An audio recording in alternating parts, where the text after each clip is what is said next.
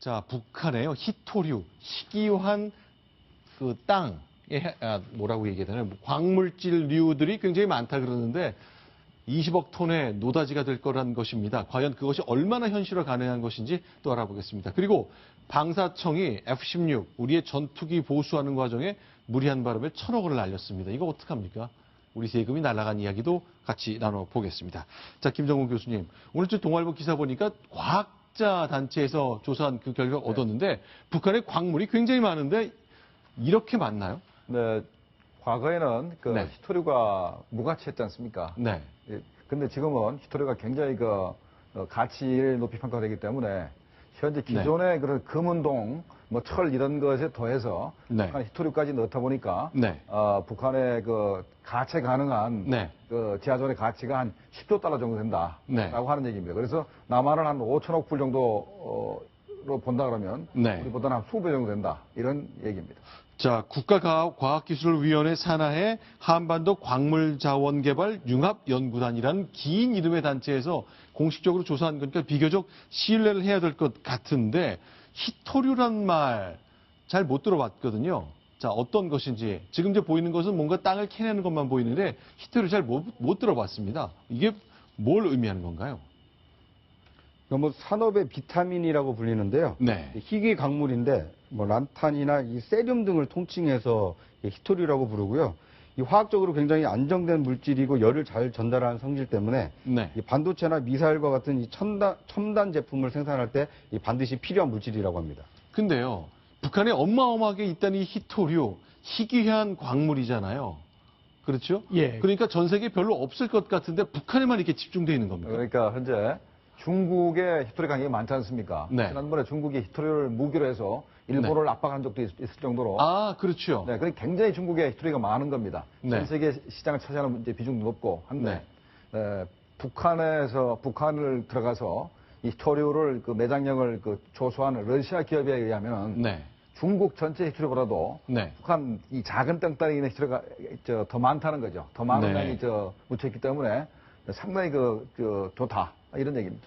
지금 이제 또 군사적으로 볼 때 네. 저 희토류 중에서 미사일과 핵무기에 이용되는 희토류가 많이 있습니다. 네. 네. 제가 핵무기를 연구하다 보니까 놀라운 사실을 몇 가지 발견했는데요. 네. 일제 강점기 시대에 2차 대전 때 일본이 그 원자력 기초 연구를 하면서 일본 이화학연구에서 북한에 네. 있는 희토류 광물을 인천항을 통해서 시도를 한 적이 있었거든요. 네. 이 희토류에 보면은 약 4내리 5% 정도의 산화 우라늄이 있어서 네. 이것이 바로 우라늄 발전소를 우라늄 할 수 있는 거거든요. 또 중요한 게 함경도 지역에는 노구치 재벌에서 흑연 전극 공장을 만들었는데 네. 지금 흑연이 영변에 있는 5메가와트 흑연 감성로 원자로거든요. 플루토늄을 채취할 수 있는. 네. 그러다 보니까 북한은 이미 저런 희토류와 원자로 우라늄만 해도 막 2,600만 톤, 가치량이 900만 톤 되다 보니까 네. 핵무기라든지 미사일을 만들 수 있는 그런 자원이 그냥 풍부해 있던 겁니다. 네. 그러니까 자, 그런데 모든 조건을 다 갖췄습니다. 우라늄도 있고 리튬도 있고 네. 모든 걸 다 갖춰서 북한이 외부의 도움 없이도 네. 자체 자원만 가지고도 핵무기를 만들고 미사일 네. 만들 수 있는 조건을 갖춘 겁니다. 자, 그러면요. 근데 이렇게 이제 양날의 칼일 것 같아요. 제 생각에는. 이렇게 귀하고 비싼 자원을 무지무지하게 많이 갖고 있으면 저 외국 자본 들여와서 개발하면 되잖아요. 네. 근데 그거 안 하고 있잖아요. 그러니까 북한이 개발을 시도를 했는데 가장 최근에 시도한 것은 러시아 네. 기업하고 북한 전체 철도 총 연장이 7,000km입니다. 네. 그걸 전부 다 개보수하는데 약 400억 불 정도 드는데 북한 돈은 하나도 안 들어가고 러시아 기업은 북한의 희토류만 가져가겠다라고 네. 계약을 기획했는데 마침 또 그 러시아 기업인이 러시아 내부에서 네. 탈세 혐의로 구속이 됐습니다. 네. 그 바람에 이제 그게 이제 중지된 상태인데 그만큼 러시아 입장에서도 희토류만 가져가도 한 400억 불 정도는 당연히 확보할 수 있다라고 이제 보고 있는 것입니다. 그러니까 전기가 없어서 잘 못 캔다 그러는데 맞습니다. 북한이 전기만 만들 수 있으면 이거 다 캐다 팔 거 아니에요. 그러니까 한 4가지 정도가 네. 좀 어려움이 있는 것 같아요. 지금 네. 말씀하신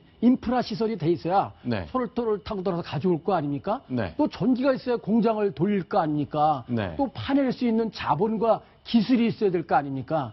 또 재정도 빈곤하고 또 북한이 이렇게 지금 경제개발 특구도 3개하고 14개 개발구 했는데 네. 이것이 지금 아무것도 진행이 되지 않고 있지 않습니까? 네. 자유롭게 무역할 수도 있게 하지 않고 있고 이런 여러 가지 복합적 이유들 때문에 안 되는 것 같습니다. 결국은 북한이 히토리도 개발 못하고 네. 이렇게 풍부한 제화전을 개발 못한 것은 바로 북한이 핵무기를 개발했기 때문입니다. 네. 그러니까 북한이 벌써 2002년부터 제2차 핵기획 온단부터는 전 세계가 북한이 핵으로 무장하려고 그러기 때문에 만약에 투자를 했다면은 네. 투자 손실이 발생할 수 있다 그래가지고 투자를 하지 않았습니다. 그래서 벌써 14년째 북한이 대규모로 이렇게 제화전을 개발할 수 있는 그런 기회를 스스로 차버린 겁니다.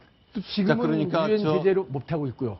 네. 자, 그러니까 양다리 칼이라고 말씀드린 게 북한이 전기만 잘 만들면 그걸로 엄청나게 자신의 힘을 키울 수 있는 그 면도 있는가 하면 바로 이것 때문에 개방을 해서 외국에게 서방에게 손을 내밀어야 하는 이유도 되는 거거든요. 자, 제재가 더 고통스러운 것 바로 이 히토류 때문에 속으로 더 느낄 수 있을지도 모르겠습니다. 자, 그럼 다른 얘기 좀 하나 나눠보겠습니다. 최근에요. 북한이 화가 잔뜩 났습니다. 왜냐하면 미국에 있는 한 민간 연구단체가 이렇게 북한의 핵시설을 공격할 수 있다고 얘기를 했거든요. 자, 이것 때문에 무엇 때문에 이렇게 짜증이 난 건지 그 민간 연구소의 북한 핵 타격 시나리오가 뭔지 좀 하나씩 설명 부탁드리겠습니다. 김기호 교수님, 어떤 겁니까? 그 미국 민간 연구소가 그 북한에 있는 핵 시설과 이런 모든 시설을 네. 전략 무기를 통해서 타격하는 네. 그런 보고서를 만들었습니다. 네. 즉 비트 스텔스 폭격기 열대로 GBU 같은 걸로 영변의 핵 시설을 그대로 폭격하고 또 그 다음에 F-12 스텔스 전투기 있지 않습니까? 네네. 저거 스텔스니까 저걸로 네. 또 가서 연이어서 공격을 해서 저건 저 평산에 있는 우라늄인데 네. 사실은 영변 일대를 공격하면 더 정확합니다. B-2 스텔스 폭격기 먼저, F-22 스텔스 전투기 나중에, 그 다음 예. 또 들어갑니까? 또 들어가면 이제 뭐 이지스 함이라든지 또 핵 추진 잠수함 있지 않습니까? 네. 핵 추진에서 오하이급 잠수함에서 토마호크 미사일, 순형 미사일을 쏘면은 원사에 있는 심포에 있는 뭐 미사일 기지 시설, 저장 시설 뭐 이런 것들을 다 폭파할 수 있죠. 요즘에는 네.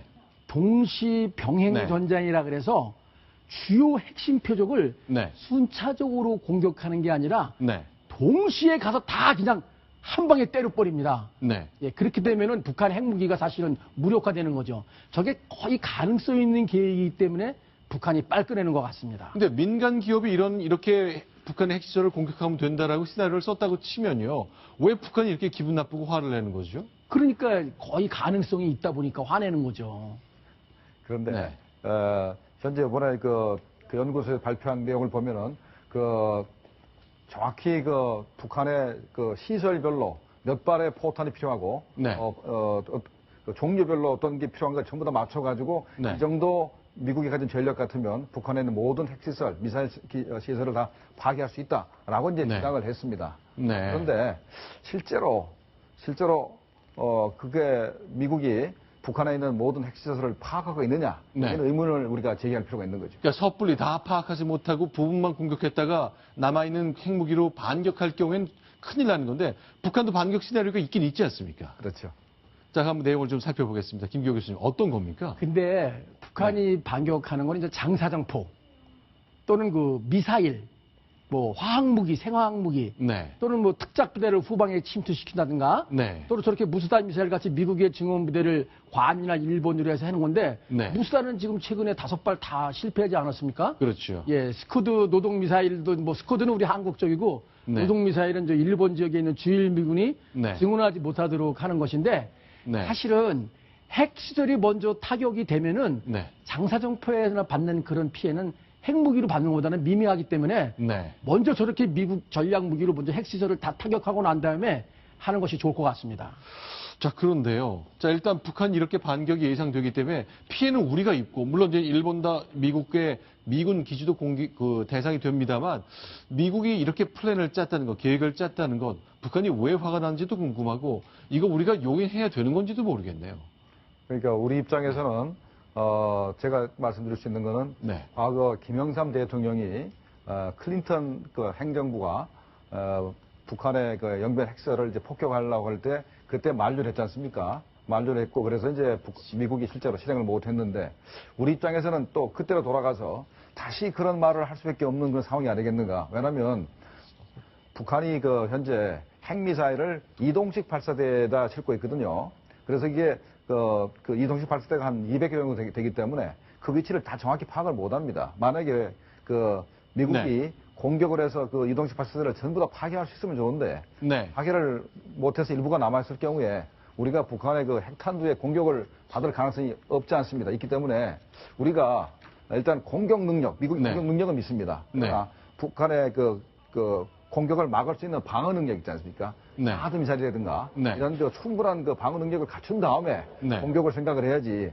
일단 방어 능력 충분하지 않은데 공격 계획부터 세워서는 좀 곤란하다 생각을 합니다. 네, 알겠습니다. 자, 그런데 이제 오늘 북한 얘기 하나 좀 더 소개를 드리자면요. 북한에서 김정은이 사망했다? 이런 보도 올라와가지고 깜짝 놀랐는데 일단 아닌 것으로 판명이 된 거죠. 그렇죠. 네. 또 그 보도하는 매체에 대해서 네. 신뢰할 만한 그게 없고요.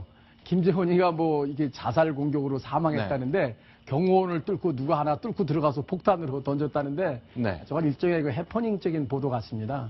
자, 그러니까 저도 기사를 좀 읽어봤는데요. 도대체 처음 들어보는 매체가 갑자기 이런 것, 게다가 네. 조선중앙통신을 인용했다길래 진짜가 깜짝 놀랐습니다. 일단 우리 국방부까지 나서 사실 무근이다, 잘못된 오보다 이렇게 설명한 거죠. 네, 저도 제 얘기를 딱 듣고 네. 또 이제 언론사에서 전화를 받았어요. 이게 사실이냐고 얘기를 하길래 네. 저는 당장 그건 사실이 아니다 얘기를 한 것이 만약에 김정은이가 사망을 했으면은 네. 북한군이 경계 태세가 달라집니다. 네. 그럼 우리 군이 그걸 파악하고 우리도 워치콘을 격상시킵니다. 네. 우리 군이 가만히 있다는 얘기는 저게 전부 다 거짓말이었다는 얘기입니다.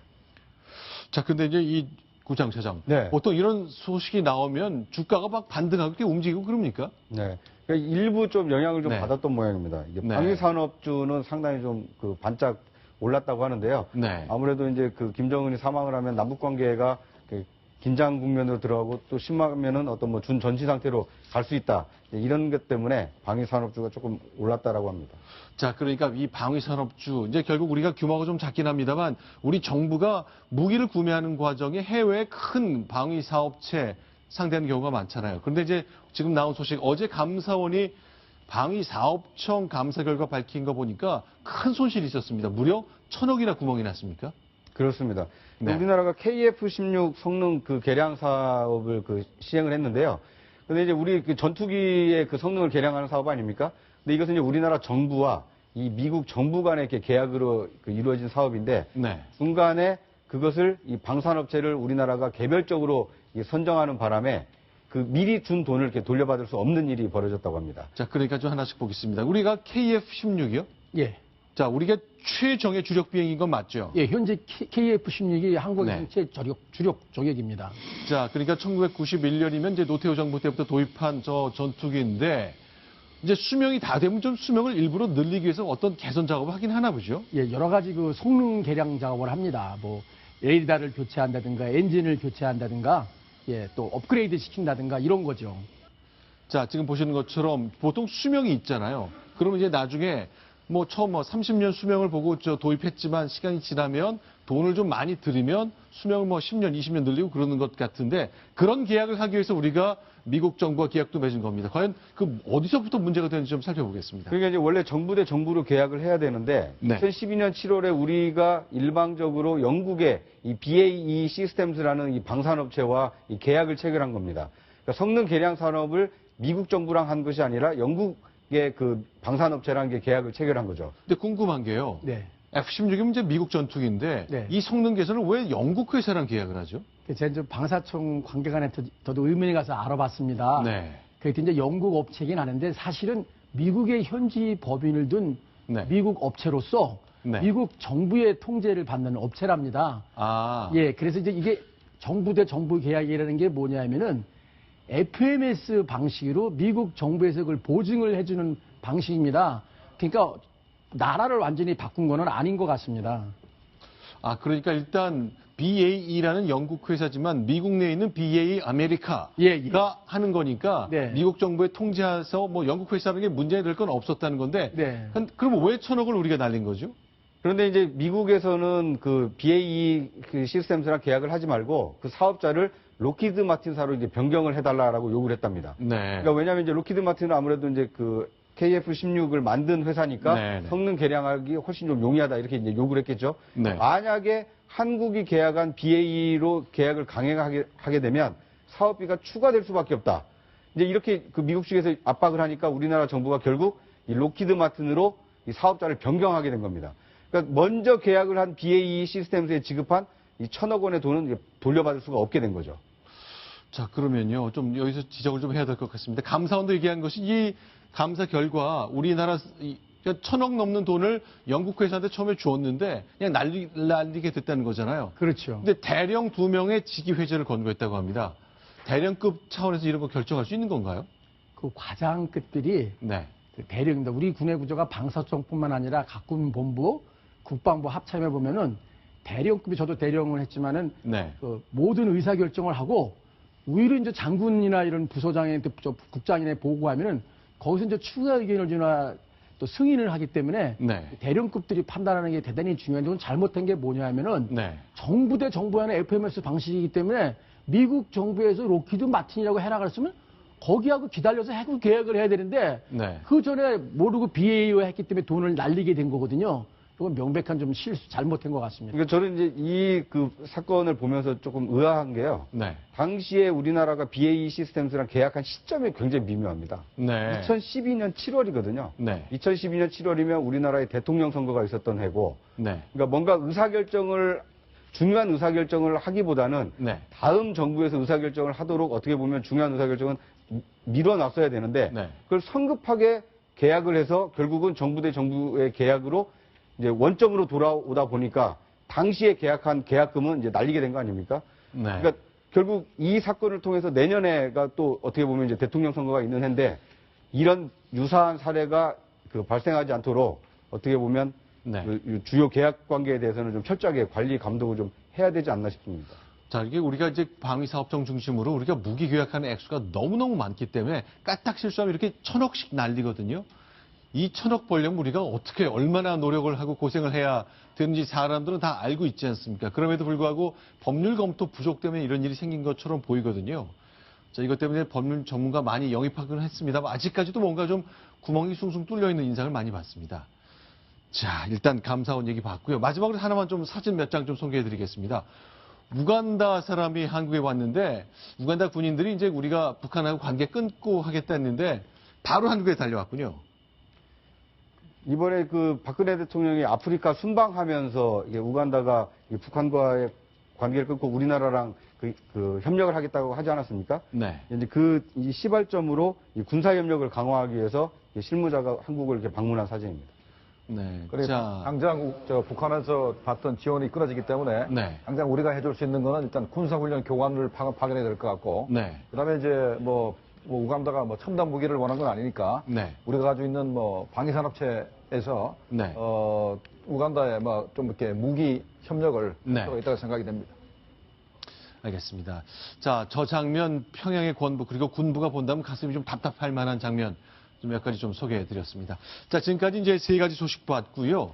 자, 김정문 교수님, 김기호 교수님 여기서 인사를 좀 드리겠습니다. 오늘 말씀 잘 들었습니다. 고맙습니다. 자, 다음 소식 넘어가겠습니다. 순위 봅니다.